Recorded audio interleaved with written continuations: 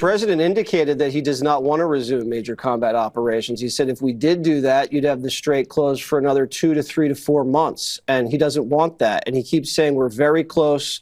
We're days away. And I don't know what that means. We've heard that for a very long time. When even Fox News can't stomach the ever-evolving excuses for the Iran war, you know you've lost the battle. So the president said that he was going to hit Iran very hard tonight. New York, anybody there? We're ready. He's now saying that we hear Mark Meredith.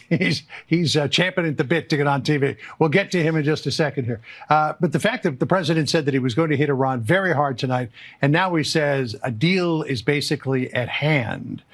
It's calming the markets, but I mean, how many times have we heard a deal is at hand? I haven't actually counted, but there have been a whole lot of them. And the president has often said, we're very close. We think it'll be in a couple of days. He always does a caution like, maybe it won't happen. I can't be sure, but it's coming soon. And he said that over and over and over again. And I think a lot of critics of the president have thought that it has given the Iranians the impression that the president does not really want to go through with these attacks, and he's looking for an excuse not to do it. To hear a Fox News host, not just a guest, really question why Trump keeps on talking about the fact that we're so close to a deal when we're really not so close to a deal is stunning, because they tend to want to basically parrot anything that Trump says.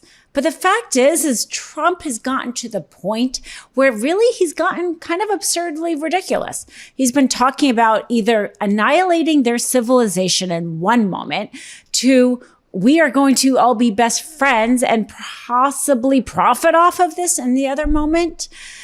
Perhaps the only consistency is his inconsistency. That, and most likely, he or people he knows are taking advantage of this, because every time he says something new, the stock market goes down and then it goes up. Conveniently, of course, it was down yesterday, and then he says we have a deal and it went up. The only person who really knew this is, well, Trump, and we've seen how many trades he has. So, of course, nobody knows for sure, but sure, it does seem convenient.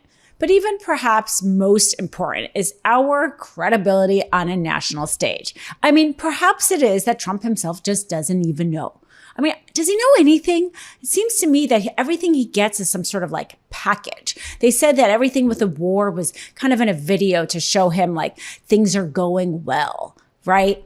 And Bibi Netanyahu is really in charge of this war. I mean, Marco Rubio said it from the outset. That's why we got started. J.D. Vance has gone on now, Fox, talking about how really it's Bibi Netanyahu. So maybe you can't blame Trump, because if he's not even the one in charge, he doesn't even know what's happening. Between Bibi Netanyahu and all his handlers, he's just an old man.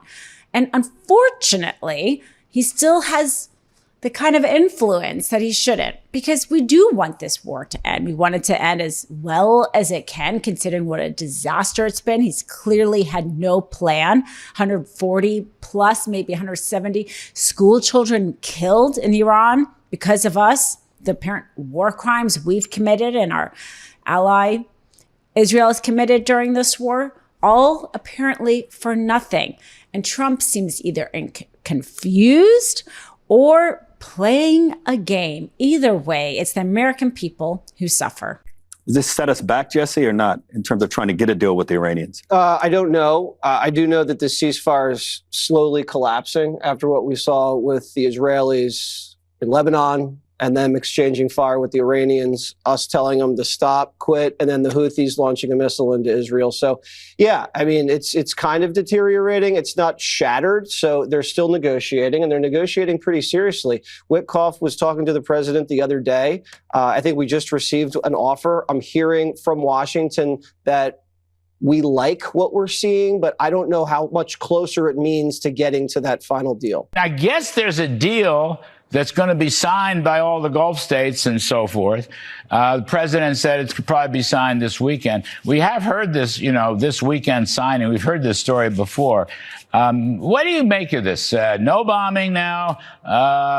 We don't know any details of what the agreement might be. What are you thinking here? Well, we've seen this before. We don't know the details, although we haven't seen a situation, Larry, where the president says he's going to send his vice president as Reuters has reported, to Europe for some signing ceremony. So to me, that suggests this is more than just a continuation of a ceasefire.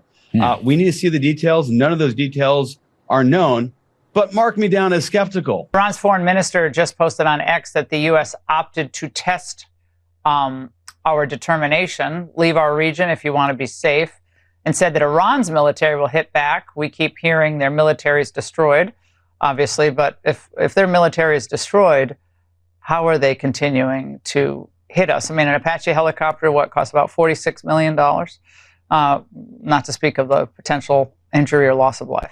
Yeah, Iran feels emboldened. They're hitting us because they've used the ceasefire to rebuild their armed forces and to deploy their armed forces in a way that they can use them to hit us.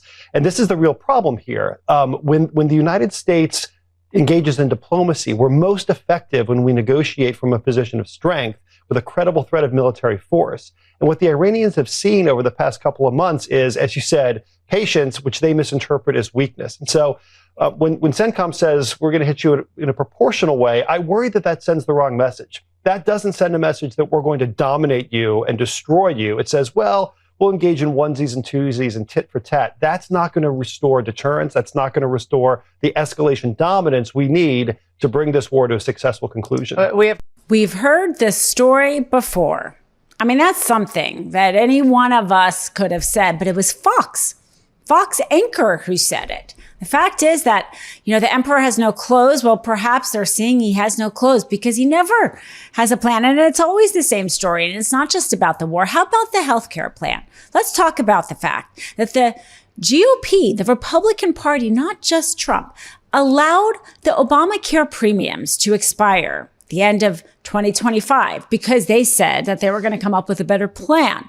There's no talk of a plan, not even concepts of a plan. This is despite the fact that the lapsing of that credit has increased the premiums of Americans hundreds, if not thousands of dollars. So much so that many Americans are now foregoing health insurance. That was the whole point of these tax credits. And instead, people will be diagnosed with cancer. They will have heart attacks. Their children will get sick and they won't have health care. And instead of being, having to give the plan or talk about the plan, Trump is very good at just distracting with the war. And he's doing the same thing with the war that he did with healthcare and pretty much everything else. He's very good at knocking things down. It's not that hard to knock down something. He knocks down the East Wing, knocks out the Obamacare credit, starts a war. Those things are not hard to do. Pretty much anybody can do that. It's the building part that's hard. It's the negotiating a treaty that's difficult. It's coming up with the right architecture that is right for something as special as the White House, for coming up with a healthcare plan that is good for the American people and also deals with, honestly, the very complex health insurance industry that we have. That's difficult. The Republican Party, Trump's bidding has hurt the American people again and again. And they have allowed their dear leader to just talk about concepts of a plan. And Fox News, at least this one time, is calling him out. Thanks for watching. Be sure to add the MeidasTouch podcast on Apple Podcasts, Spotify, or wherever you get your podcasts for new updates every single day.